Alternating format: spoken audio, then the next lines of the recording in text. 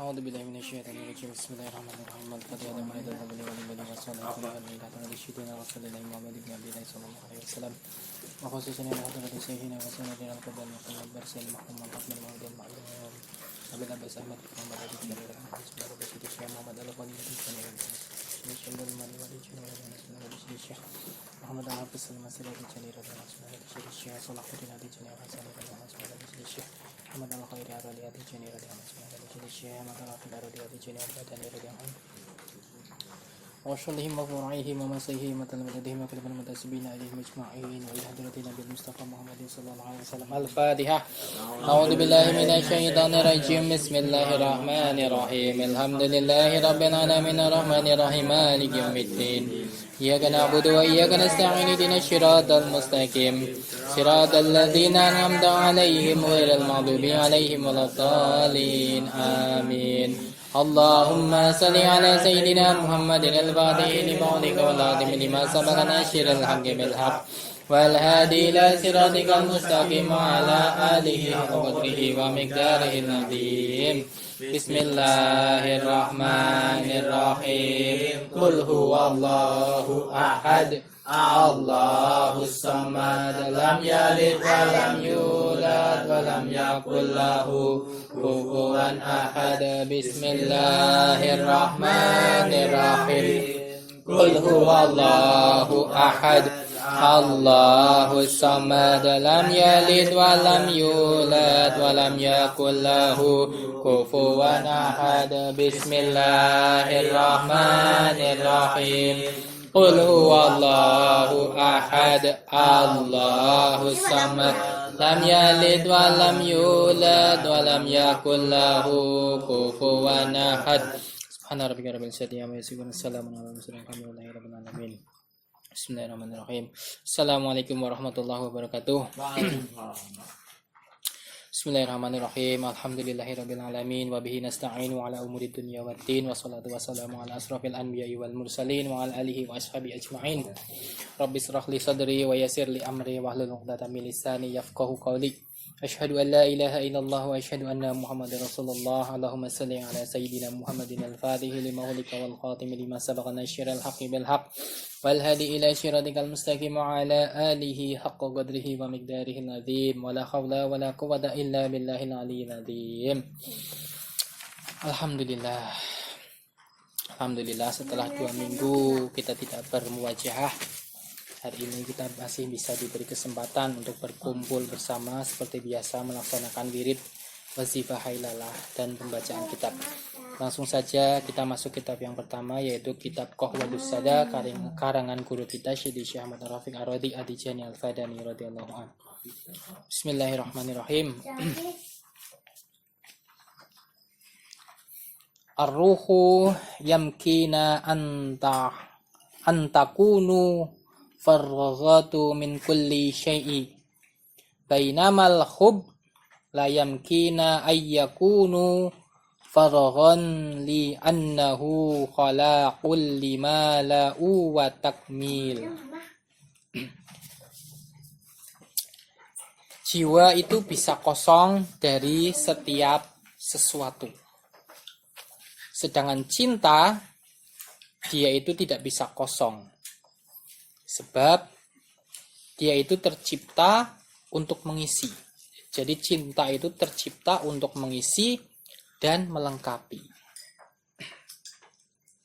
Cinta itu untuk menyempurnakan. Jadi sebenarnya jiwa manusia itu tidak kosong.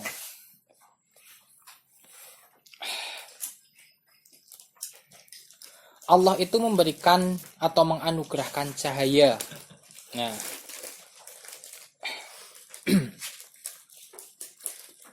jadi sebenarnya kita itu sudah bermakrifat kepada Allah sejak masih di alam rahim. Nah, hanya saja ketika Allah turunkan kita ke dunia, maka cahaya yang Allah anugerahkan tadi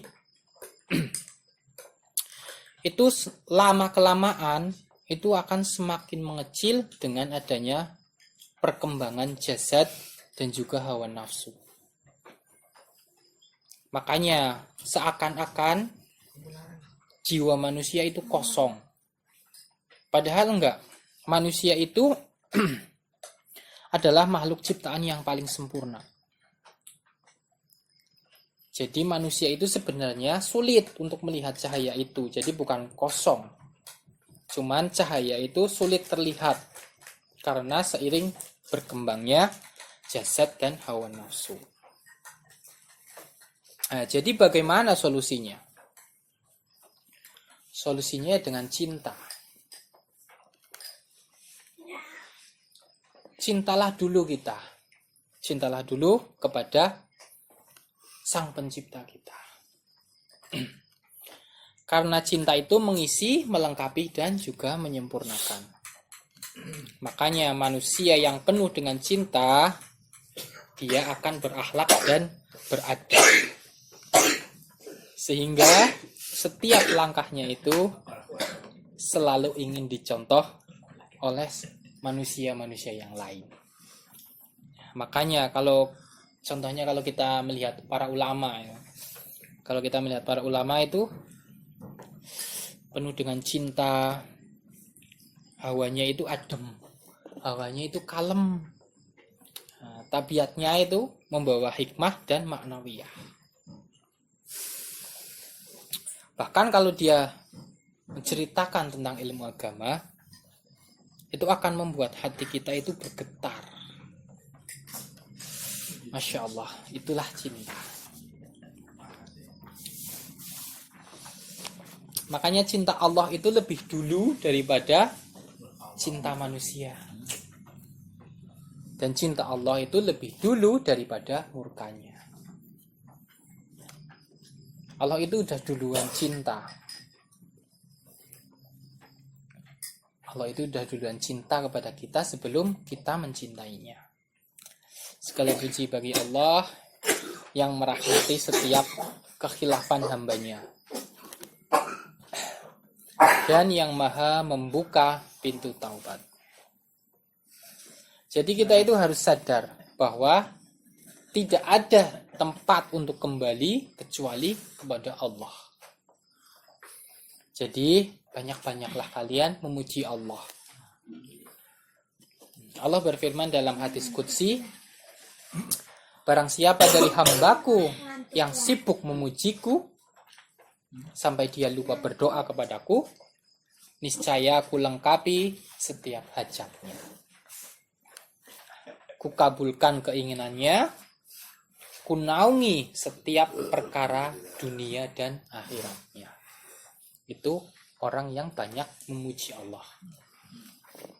Makanya bersyukur kita masuk Thariqah Tijaniyah. Karena Thariqah Tijaniyah itu Thariqatil Hamdi wa Syukri. Nah, Rasulullah juga udah mengajarkan, ketika kita mendapatkan sesuatu yang enak, ucapkanlah alhamdulillahirabbil alamin. Ketika mendapatkan sesuatu yang buruk, ucapkanlah alhamdulillah ala kulli hal. Itu adalah salah satu bentuk rasa syukur dalam segala hal. Kita memuji Allah.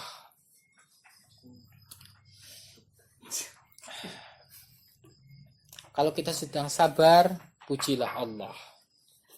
Kalau kita sedang bersyukur, juga pujilah Allah.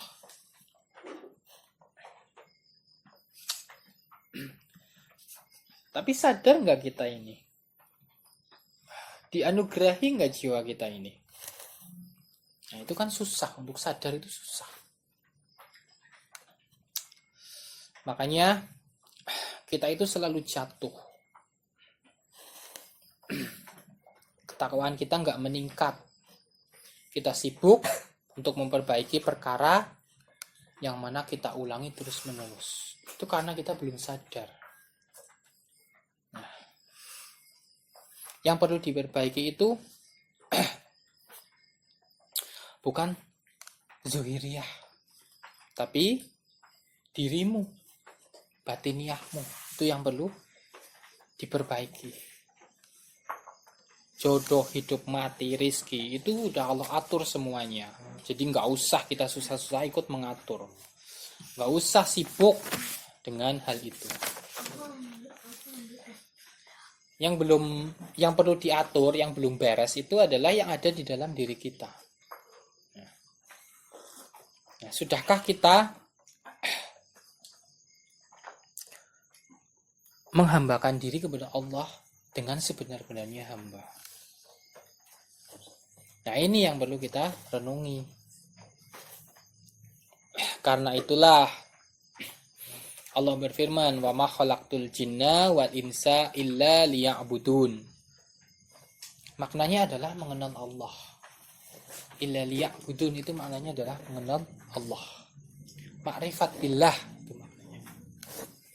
Nah, kita itu diciptakan supaya kita itu mengenal Allah, bukan untuk sibuk pada diri sendiri, pada perkara zuhiriyah, pada perkara yang memuaskan hawa nafsu.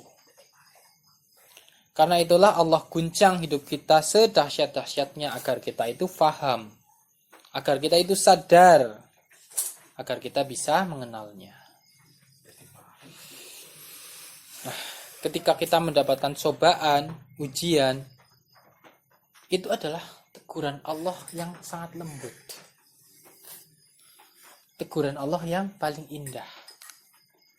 Makanya manusia disuruh bersabar dan bersyukur. Maknanya adalah supaya kita memuji Allah. Nah, perjalanan hidup kita ini penuh dihiasi dengan ghaflah dan hilaf. Sehingga cahaya dalam diri kita itu tertutup rapat oleh hijab-hijab yang berkembang, selaras dengan banyaknya hawa nafsu yang telah diikuti. Kita itu sibuk mengurusi urusan orang lain. Nah, perkara orang lain, tapi kita tidak fokus dengan perkara yang ada di dalam diri kita. Kita masih suka hasad, hasud, dengki, ria, sombong, ujub, gibah.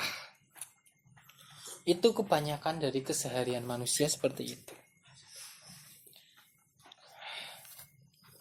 Imam Ghazali dalam kitab Ihya Ulumuddin mengatakan, sesungguhnya manusia itu dalam satu hari itu mengerjakan 8.000 dosa. Nah, yang mana dari 8.000 dosa ini, induknya itu cuma 3. Jadi dari 8.000 dosa ini, induknya itu cuma 3 dosa, yaitu hasad, dengki. Nah, ujub, sombong. Ria, pamer. Hasad, ujub, ria. Itu 3 induk. 3 induk dari dosa-dosa. Nah, kalau para sufi itu menjelaskan dosa manusia itu cuma 1. Nah, kalau para sufi menjelaskan dosa manusia itu cuma 1, yaitu merasa lebih wujud daripada wujud Allah itu sendiri. Jadi kita itu menjadi tandingannya Allah. Kita itu terlalu ikut campur dengan urusan Allah di dalam kehidupan manusia. Maka niatkanlah segala hal yang kita lakukan itu untuk ibadah lillahi ta'ala. Kalau kita kerja, jadikan kerja itu sebagai jalan ketakwaan kita kepada Allah. Jadikan tempat tongkrongan kalian itu sebagai jalan ketakwaan kalian kepada Allah. Jadikan kehidupan rumah tangga kalian itu sebagai jalan ketakwaan kepada Allah. Dimanapun kalian berada, jadikan itu semua sebagai jalan ketakwaan kepada Allah. Nah, manusia ketika hidup di dunia, dia itu mencuri sifat, saling mencuri sifat dan saling memberi sifat antara satu sama lain. Makanya Rasulullah SAW mengatakan, agamamu tergantung dengan siapa kamu duduk. Karena manusia itu saling mencuri sifat. Nah, dengan kekhilafan dan ghaflah tadi, kita itu jadi sulit bermakrifat kepada Allah. Sedangkan Allah berfirman di dalam hadis qudsi, "Man arafa nafsah faqad arafa rabbah." Barang siapa mengenal dirinya, maka dia akan mengenal Tuhannya. Jadi tidak ada orang yang bisa mengenal Allah sebelum dia mengenal dirinya sendiri.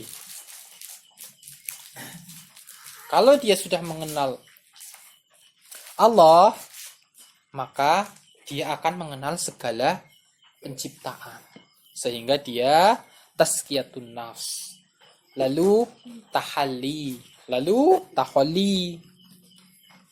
Disiplin dalam beribadah, disiplin dalam beramal soleh, bertajali, barulah dia sampai pada sifat-sifat mulia ilahiyah. Untuk bertahali dan bertajali, seseorang itu harus bersama dengan seorang guru mursyid yang kamil. Harus bersama orang yang sudah mengenal Allah. Karena itu kita itu harus memahami agama dengan bimbingan seorang guru. Karena kalau kita memahami agama tanpa guru, maka guru kita adalah setan. Makanya adanya guru itu untuk melipat jalan ketakwaan untuk sampai kepada pintu muhadharah. Nah, kepada pintu hadrahnya Allah Subhanahu wa taala. Sehingga Allah bisa hadir dalam kehidupan kita. Makanya rukun agama itu ada 3. Iman, Islam, dan ihsan. Rukun iman ada 6, rukun Islam ada 5, dan rukun ihsan ada 1. Nah, rukun iman dan Islam kan kita sudah tahu. Nah, kalau rukun ihsan kan Kalau rukun ihsan itu kan jarang orang yang tahu. Apa itu rukun ihsan? Rukun ihsan yaitu beribadahlah seakan kita itu melihat Allah. Kalau tidak bisa, maka yakinlah bahwa Allah itu selalu melihat kita. Itu rukun ihsan. Makanya duduk kita di hadapan guru mursyid yang kamil agar kita dijelaskan tentang agama. Selama ini kita banyak membebani diri kita, yang mana kita sadar ketika kita ditempakan musibah atau ujian di dalam hidup kita, pada saat itulah kita baru sadar. Banyak sekali kekosongan di dalam diri ini yang patut kita renungi dan sadari. Jadi diberikannya ujian, diberikannya musibah, diberikannya perkara-perkara yang tidak enak dan tidak sesuai dengan hawa nafsu, itu agar kita sadar kepada Allah bahwa kita ini sedang ghaflah. Kita itu harus sadar kalau kita ini sedang lalai. Nah, kebanyakan orang itu seperti itu tuh. Memahami hikmah itu memahami hikmah secara zuhir.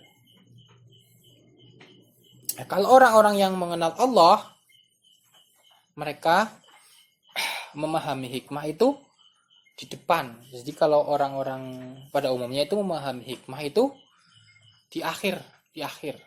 Memahami hikmah di akhir. Tapi kalau orang yang sudah mengenal Allah, mereka itu memahami hikmah itu di awal. Sebelum takdir Allah itu selesai. Nah, apa itu hikmah? Nah, hikmah itu ketika tajalli ilahiyah sampai kepada ruhaniyah manusia. Lalu dia menjadi akhlak sifat-sifat mulia. Itu adalah hikmah. Itu yang disebut hikmah yang sebenar-benarnya. Contohnya saja corona ya, zaman sekarang ini. Contohnya corona. Corona datang, kita ucapkan alhamdulillah ala kulli hal. Nah, berarti kita itu udah dapat hikmahnya itu. Saat corona datang kita ucapkan alhamdulillah ala kulli hal. Berarti kita udah dapat hikmahnya. Jadi orang yang seperti itu sudah paham keadaan karena Allah sudah memberikan cahaya dan kesadaran yang membuat kita itu semakin takwa kepada Allah. Orang-orang yang seperti itu adalah orang-orang yang Allah puji. Mereka adalah ulil albab.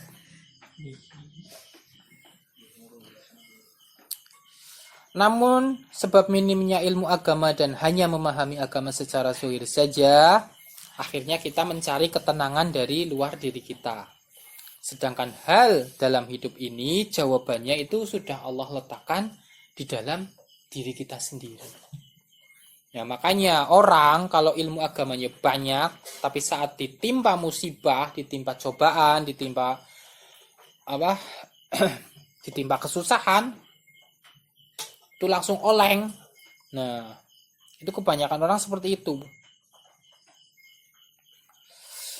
Itu karena dia itu memahami agama itu cuma sebatas tekstual saja. Sebatas tekstual, zuhiriyah saja. Jadi yang namanya amal soleh itu enggak menjamin diri kita ini bersih hatinya. Makanya kita itu butuh guru mursyid untuk membimbing diri kita ini agar mengenal Allah. Agar kita mengetahui jalan-jalan ketakwaan.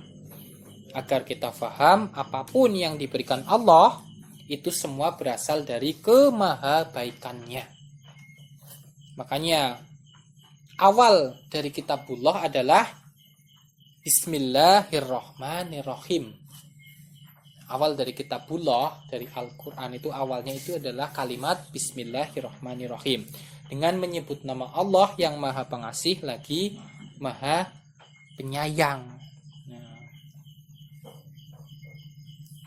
Nah, kalau yang tadi orang yang banyak ibadahnya tapi ditimpa musibah langsung oleng, langsung guncang, itu karena tidak memahami hal ini. Ya, karena tidak yakin. Ya, orang ketika ibadahnya banyak lalu dia misalnya sakit dan dia tidak menerima sakitnya itu, nah, berarti dia itu nggak yakin dengan kalimat Bismillahirrahmanirrahim. Makanya Rasulullah mengajarkan apapun yang kita lakukan awalilah dengan Bismillahirrahmanirrahim. Awali dengan membaca Bismillah, basmalah. Agar apa? Agar turun sifat Ar-Rahman Ar-Rahim tadi itu ke dalam diri kita, yaitu sifat Ar-Rahman Ar-Rahimnya Allah. Sehingga ketika kita diuji, kita dicoba, kita itu akan bisa menerimanya dengan Rahman dan Rahimnya Allah. Nah, contohnya saja ya, ada sepasang kekasih dicubit.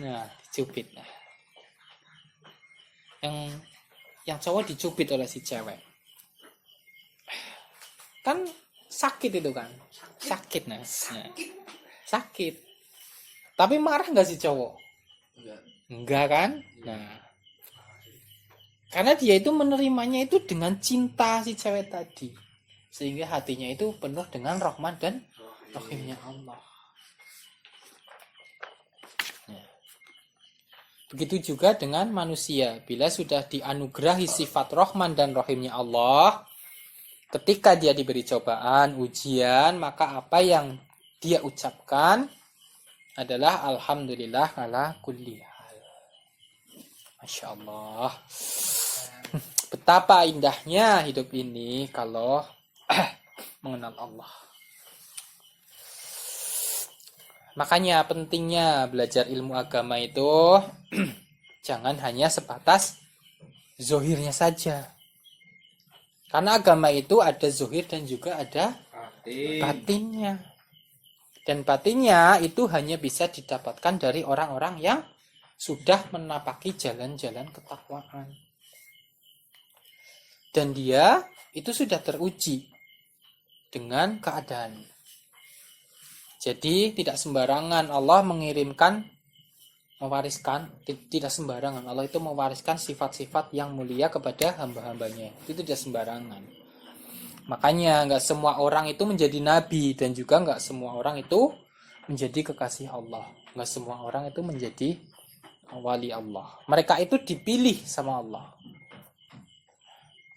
Semua orang itu bisa menjadi ustadz, bisa menjadi syekh, bisa menjadi mursyid, bisa menjadi muqaddam. Tapi siapa yang mendapatkan ruhaniyah ustadz? Siapa yang mendapatkan ruhaniyah syekh? Siapa yang mendapatkan ruhaniyah mursyid? Siapa yang mendapatkan ruhaniyah muqaddam? Tidak semuanya. Tidak semuanya mendapatkan, hanya yang terpilih saja. Kalau Syekh Ali Harusim itu mengatakan matahari itu satu dan menyinari semuanya. Tapi tidak semuanya itu mendapatkan cahaya yang sama. Contohnya rumah kena sinar matahari. Rumah yang di sana cuma kena bagian depannya saja.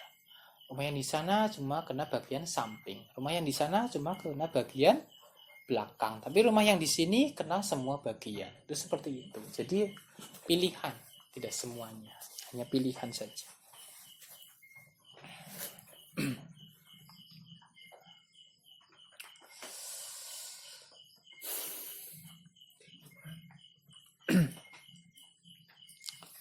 Ini yang harus kita pahami, harus kita renungi dan harus kita sadari.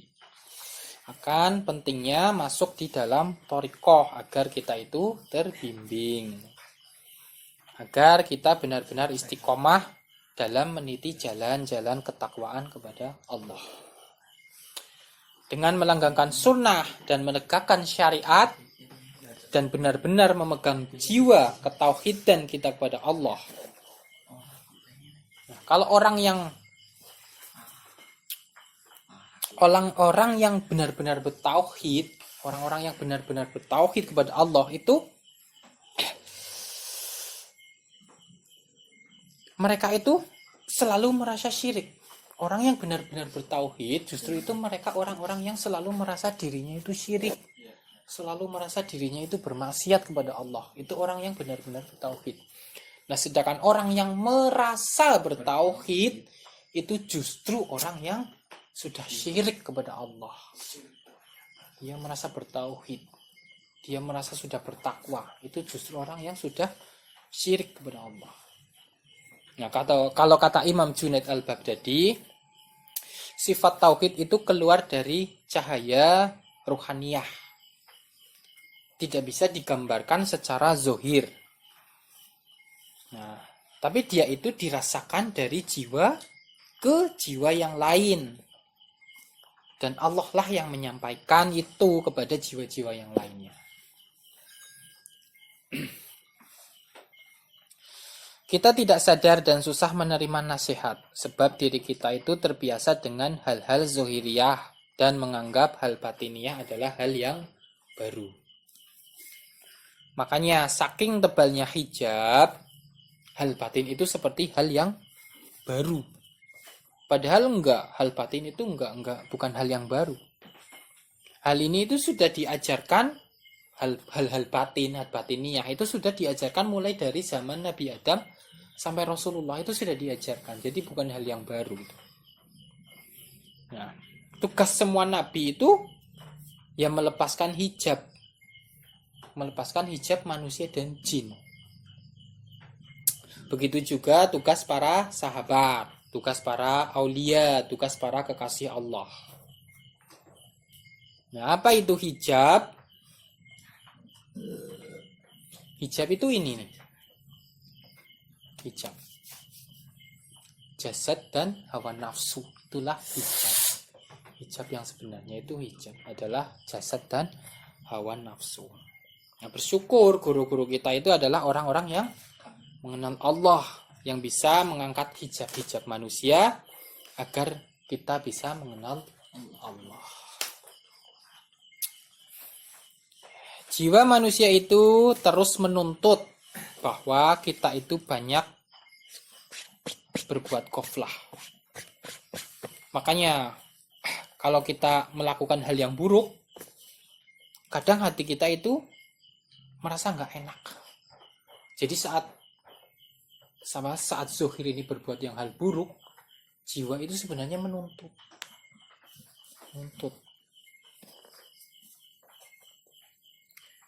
Karena itu sebenarnya jiwa itu sebenarnya sedang berontak itu. Sedang berontak. Tapi karena hawa nafsu,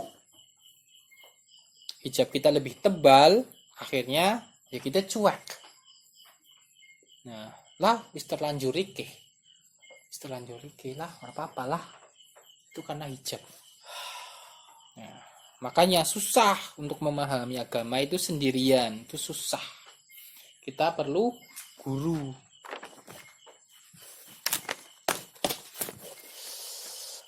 Allah berfirman, khasirad dunya wal akhirati dzalika huwal khusranul mubin. Rugilah ia di dunia dan di akhirat. Yang demikian itu adalah kerugian yang nyata. Quran surat Al-Hajj ayat 11. Jadi siapa ini orang-orang yang rugi? Siapa ini orang-orang yang rugi di dunia dan akhirat? Ya, orang yang rugi di dunia dan akhirat ini mereka yang tidak tahu tujuan untuk apa mereka itu diciptakan. Itu orang-orang yang rugi di dunia dan akhirat. Nah, mereka yang tidak mengenal Allah. Itu orang yang rugi di dunia dan akhirat.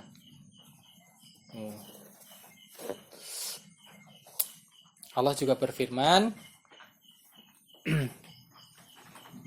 fala taghurrannakumul hayatud dunya. Fala taghurrannakumul hayatud dunya. Maka jangan sekali-kali kehidupan dunia memperdayaimu. Quran surat Ali Imran, Quran surat Luqman maksudnya. Quran surat Luqman ayat 33. Sesungguhnya dunia itu mampu memperdayai dirimu sehingga dia terus menutupi sifat batiniah. Hingga kamu tidak menyadari mana yang hak dan yang lebih hak. Kita hanya memahami kewajiban saja. Sholat banyak, sunnah banyak. Tapi ketika dapat masalah, langsung oleng, langsung terguncang, langsung guling. Nah, ini yang perlu kita renungi dan sadari. Ada yang salah dalam kita memahami agama berarti itu. Nah, baginda Nabi bersabda, Dainad dunya sijnatul mu'minin wa jannatul kafirin. Surga itu penjara bagi orang mukmin dan surga bagi orang kafir. Maksudnya apa? Maksudnya kita itu harus menjaga diri. Nah, kita itu harus menjaga diri. Karena dunia itu pasti membelenggu orang-orang yang beriman kepada Allah. Sehingga mereka itu terbatas karena terbelenggu. Nah, dan orang-orang kafir itu maksudnya tertutup jiwanya. Maksudnya itu tertutup jiwanya. Sehingga dunia itu serasa surga bagi orang-orang kafir. Bahkan orang-orang yang beriman pun kalau tertutup jiwanya, maka dia itu kufur. Kufur itu tertutup. Kalau kafir itu tadi orang yang bukan Islam itu kafir itu ingkar, menolak. Kalau kufur itu tertutup. Nah, jadi jiwanya yang tertutup maksudnya itu. Kalau orang-orang yang beriman tapi yang jiwanya tertutup itu kufur berarti itu. Nah, batiniyahnya yang tertutup. Ketika jiwa kita tertutup dalam mengenal Allah, kita itu akan menganggap dunia ini adalah surga. Makanya banyak orang-orang Islam yang terlalu sibuk mencari harta tanpa mempedulikan akhiratnya. Berarti dia itu kufur itu. Kufur. Cahaya kecil yang ada di dalam dirinya itu sudah sangat tertutup. Nah, sehingga dia itu tidak mau mengenal Allah dengan apa yang Allah berikan.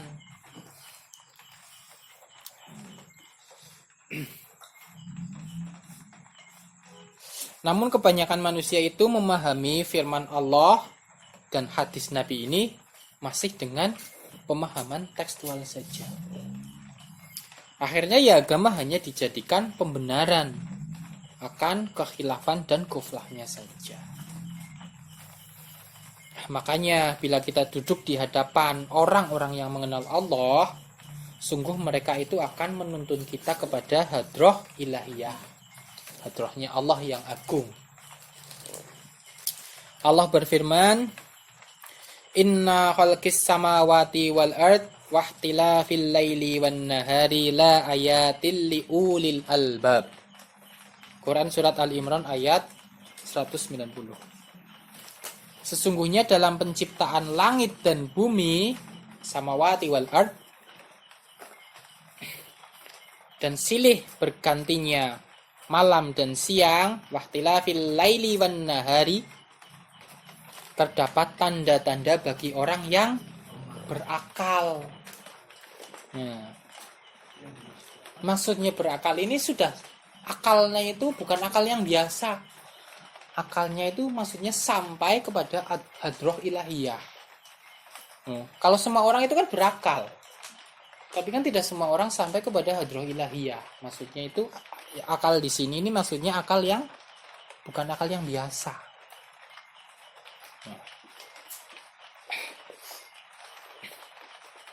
Jadi maksudnya akal ini itu sudah Allah kasih cahaya ketauhidan, yaitu cahaya ketauhidan kepada Allah, yang mana dia itu menyadari setiap tajalli, asma dan sifat yang hadir di dalam kehidupannya. Inilah yang baru dinamakan orang yang berakal, orang yang sadar. Nah, jadi kalau orang-orang cerdas, secerdas apapun, bila masih memahami agama secara tekstual, berarti dia itu belum berakal yang sebenar-benarnya. Namun, namanya itu bukan berakal, namanya itu pinter ngomong itu. Namanya pinter ngomong. Nah, dia itu belum ulil albab, belum akal. Makanya setiap ulil albab itu mengetahui rahasia-rahasia penciptaan.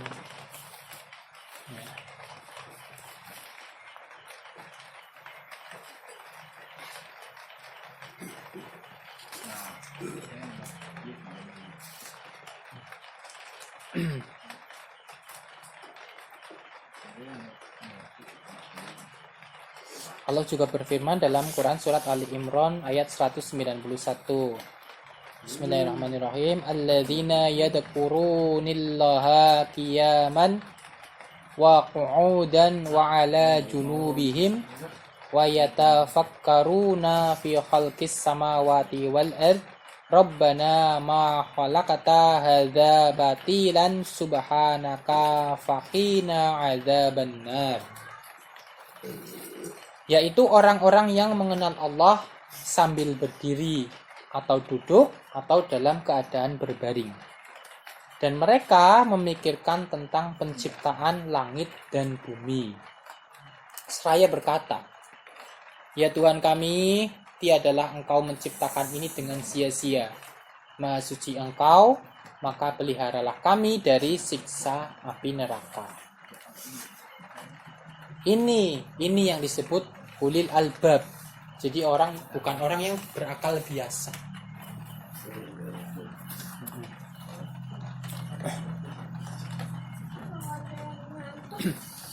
Maka pentingnya kita duduk di dalam majelis ilmu, berteman dengan orang soleh agar kita mampu mengenal Allah dan Rasulnya. Yang mana setiap ilmu yang diberikan itu tersambung sanad sampai kepada baginda Nabi Muhammad Sallallahu Alaihi Wasallam.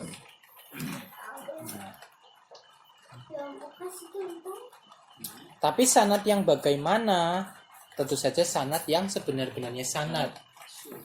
Nah, kalau sanad misalnya kita dapat hadis ini dari syekh ini, dari syekh ini, bahwa syekh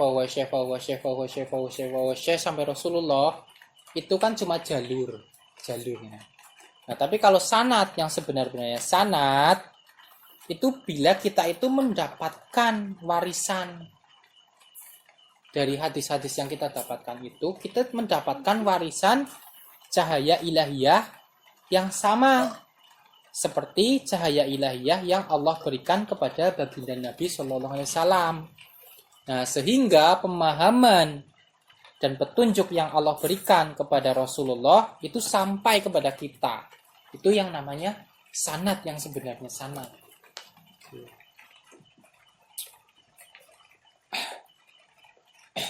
Dan pemahaman dan petunjuk tadi itu kita berikan juga kepada jiwa-jiwa lain yang haus untuk berjalan menuju kepada Allah.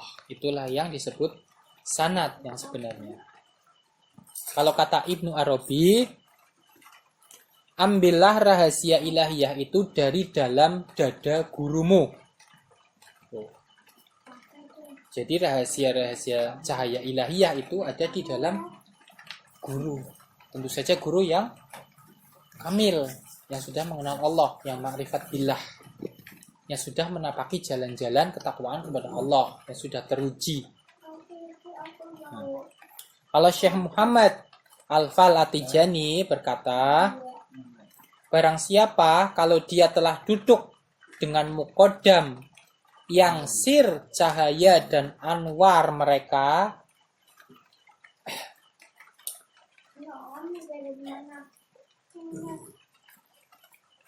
kalau dia telah duduk dengan muqaddam yang telah mendapatkan sir, cahaya, dan anwar, maka tidak perlu lagi kita itu pergi ke muqaddam-muqaddam yang lain. Nggak perlu, cukup satu muqaddam itu. Nah, cukup kita itu wukuf di situ, maka dia itu akan membawa kita kepada hadrah ilahiyah. Nah, namun betapa keras hati kita ini, kekosongan jiwa di dalam hidup kita malah membuat kita itu bukan semakin dekat kepada Allah, tapi malah semakin jauh. Nah, sebab kalau pada saat susah saja kita belum tentu sadar apa tujuan Allah memberikan susah dan senang. Jadi ketika susah saja kita nggak sadar, contohnya ya orang misalnya orang kena sakit, orang sakit ini, sakitnya lama nggak sembuh, dibilangnya kena santet. Sakit nggak sembuh dibilangnya kena santet, kena guna-guna dan lain-lain. Nah, padahal ibadahnya banyak. Tapi ketika sakit bilangnya kena santet, kena guna-guna. Ya Allah, di mana ketakwaannya itu coba? Di mana coba? Yang kasihan itu siapa? Yang kasihan itu bangsa jinnya. Iya, yang kasihan itu bangsa jinnya. Setiap ada orang sakit, bangsa jin yang kena fitnah. Dibilangnya kena santet, kena guna-guna. Nah, padahal setiap manusia yang sakit itu Allah kirimkan 4 malaikat. Malaikat yang pertama itu akan mengangkat cahaya di wajahnya, sehingga orang sakit itu biasanya kelihatan pucat. Nah, malaikat yang kedua itu akan mengangkat rasanya, pengecapannya. Biasanya orang sakit itu lidahnya pahit, nggak bisa merasakan makanan enak. Tuh. Nah, maka malaikat yang ketiga itu akan mengangkat kebugaran tubuhnya. Biasanya kalau orang sakit itu hawanya lemes, hawanya ngantuk, mager, malas gerak orang sakit. Nah, malaikat yang keempat itu akan mengangkat dosa-dosanya. Nah, lalu ketika takdir Allah turun, dia ditakdirkan sembuh, maka malaikat-malaikat yang tadi itu akan mengembalikan hal-hal yang tadi. Malaikat yang pertama akan mengembalikan kecerahan cahaya wajahnya. Yang kedua akan mengembalikan indera pengecapnya. Dia sudah mulai bisa merasakan makanan enak lagi. Rasa pahitnya sudah hilang. Nah, malaikat yang tiga akan mengembalikan kebugaran tubuhnya. Dia sudah mulai bisa bergerak. Sudah mulai bisa berjalan. Nah, malaikat yang keempat itu akan mengembalikan dosa-dosanya. Tapi sebelum malaikat itu mengembalikan dosanya, Allah tahan. Allah akan menyuruh malaikat itu membuang dosanya ke lautan. Makanya kalau lautan itu banyak binatang-binatang yang aneh. Itu karena binatang-binatang di lautan itu sudah terkontaminasi dengan dosa-dosa manusia. Itu. Banyak kan binatang-binatang laut bentuknya kan aneh-aneh. Itu karena sudah terkena radiasi dari dosa-dosa manusia itu. Karena lautan itu tempat sampah, tempat dosa-dosa manusia dibuang. Tuh. Iya. Karena itu berbagai macam dosa itu yang dibuang itu. Jadi berbagai macam bentuk hewan ada di situ. Itu karena kena radiasi. Dia contohnya saja kura-kura ninja, kena radiasi dia jadi manusia kura-kura. Begitu juga binatang-binatang yang di laut seperti itu. Itu kalau secara ilmiah, itu dipandang secara ilmiah.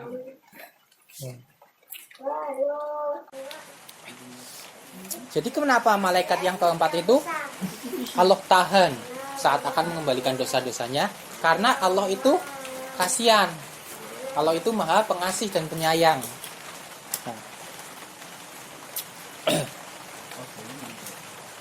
Jadi saat seorang hamba sakit itu kan biasanya seorang hamba itu mengeluh, meraung-raung, gerem-gerem, aduh-aduh. Nah, pada saat zohirnya itu meraung-raung, mengadu-adu, itu sebenarnya itu jiwanya itu sedang bertasbih itu sebenarnya. Karena itulah Allah itu kasihan. Karena jiwanya itu sebenarnya sedang bertasbih. Nah, cuman kita itu nggak sadar. Cuman kita nggak sadar akan hal itu. Makanya Rasul itu sudah menyuruh kita untuk selalu bersyukur dalam segala hal. Kalau sedang susah, ucapkanlah alhamdulillah ala kulli hal.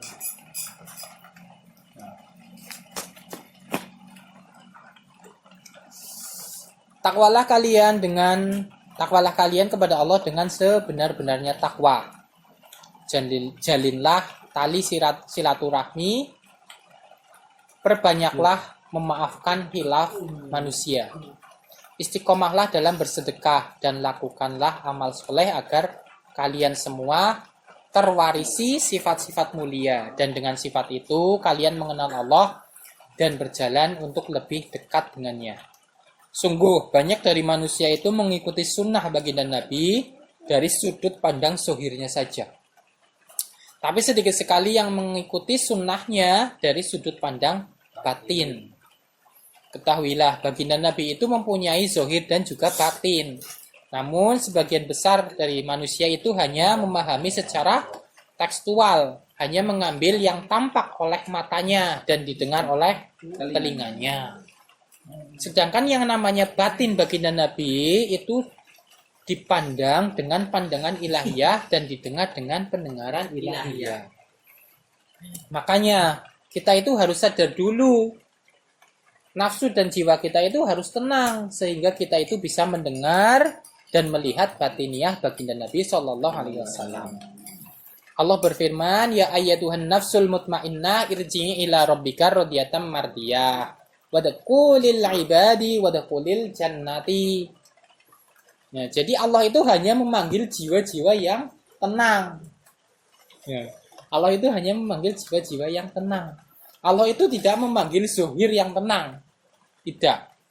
Karena zuhirnya itu tidak bisa tenang. Kalau mau zuhir itu tenang, maka tenang dulu batinnya. Nah, makanya jika jiwa nggak tenang, maka zuhir pun itu akan terus diguncang. Sesungguhnya Allah itu tidak pernah menguji kita, tapi kita sendiri yang menguji dan menyakiti diri kita sendiri itu. Jadi kalau jiwa kita nggak tenang, ya zuhir kita akan diguncang seperti itu. Jadi kita itu menyakiti diri sendiri itu sebenarnya. Maka jadilah dirimu itu cinta. Jadilah dirimu itu cinta dengan mencintai semua makhluknya tanpa alasan apapun.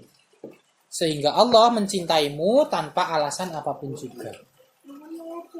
Guru kita Syekh Ahmad Ar-Rafiq Ar-Radi At-Tijani mengatakan, summa kulli syai'in madha faqatallahi tadaraka kulli nafsa tazafarahu man ajalaman anna man yash'aru billahi awliyadihillah. Maka setiap hal yang telah berlalu itu hanya agar engkau sadar. Setiap nafas yang engkau hembuskan, untuk siapakah? Engkau yang merasa Tuhan atau yang memiliki Tuhan? Jadi setiap nafas kita itu untuk menjadi tandingan Allah atau menjadi tempat turunnya setiap rahmat Allah. Itu maksudnya. Maka manusia tidak menyadari dirinya. Maka dia hanya akan menjadi Tuhan bagi dirinya sendiri. Sehingga kehidupannya terus Allah guncang agar dia sadar bahwa yang hak itu hanya Allah. Bukan segala sebab akibat yang datang kepadanya. Manusia yang tidak sadar itu akan menyembah hawa nafsunya, egonya, hartanya, kehendaknya, jasadnya, ketampanannya, kecantikannya, ketakwaannya, ibadahnya, zikirnya, dan lain-lainnya. Akhirnya dia itu hanya akan menjadi tandingan Allah. Sehingga Allah akan terus guncang kehidupannya sampai dia itu sadar. Dan mereka yang hanya sibuk dan tertipu oleh sebab akibat, mereka itu hanya mentuhankan dirinya sendiri. Sehingga agama itu hanya untuk membuat kebenaran atas kehendak dirinya saja dan egonya saja. Sedikitpun agama tidak membuat dia itu semakin tunduk dan sujud di hadapan Allah yang Maha Merahmati. Seakan-akan hukum itu hanya miliknya. Namun lisannya berkata, ini adalah hukum Allah. Nah, beginilah ini jika kita itu memahami agama hanya dalam zuhiriyahnya saja. Dan meninggalkan batiniah dari agama itu sendiri. Sebagaimana yang telah dijelaskan oleh guru kita di bab yang sebelum-sebelumnya. Jangan sekali-kali engkau isi setiap hembusan nafasmu itu dengan amarah dan memutuskan rahmat atas makhluk Allah. Sebab siapapun yang memutus rahmat Allah dan membuat putus asa pada makhluk Allah, maka Allah akan membuat dia itu berputus asa pada naungan Allah. Dan Allah akan berpaling darinya. Maka sadarlah, silih bergantinya susah senang di dalam takdirmu itu hanya untuk menunjukkan siapa dirimu. Maka pantaskan dirimu untuk menjadi seorang hamba di hadapan Allah. Sehingga engkau ditenangkan dan berdamai dengan dirimu sendiri. Bila kita berbicara tentang kebaikan, maka Allah akan menguji kita dengan hal itu. Asli ataukah atau palsukah sifat kita itu? Jadi manusia itu diuji untuk melihat siapa yang palsu di antara mereka. Maka tidak ada orang buta yang bisa menuntun orang buta. Sedangkan orang yang melihat, dia sadar. Penglihatan itu adalah anugerah. Sebab Allah yang maha melihat. Nah. Kitab Qahwadus Sada, karya Syedi Syekh Ahmad Ar-Rafiq Ar-Radi Adijani Al-Fadani radhiyallahu anhu. Wallahu a'lam bishawab. Semoga kajian kita ini dapat menambahkan pengetahuan bagi kita dan bermanfaat baik di dunia maupun di akhirat. Allahumma amin. Allahumma shalli ala sayyidina Muhammadin al-Fatih lima ulika wal khatimi lima sabaqa nasyiril haqqi bil haqq wal hadi ila siratikal mustaqim wa ala alihi haqqa qadrihi wa miqdarihi al-azim. Allah wujud ditambah kok mukhalafatul lil hawadisi qiyamuhu binafsihi wadaniyah kudrat iradat ilmu ayat sama maksor kalam kodirun muriduna ilmun hayun sami'un basirun mutakalimun. Allahumma sholli ala sayyidina Muhammadin al-Fatih lima uli wal khatimi lima sabaq nasyiril haqqi bil haqq wal hadi ila siratikal mustaqim wa ala alihi haqqa qadri wa miqdaril azim. Assalamualaikum warahmatullahi wabarakatuh. Waalaikumsalam warahmatullahi wabarakatuh.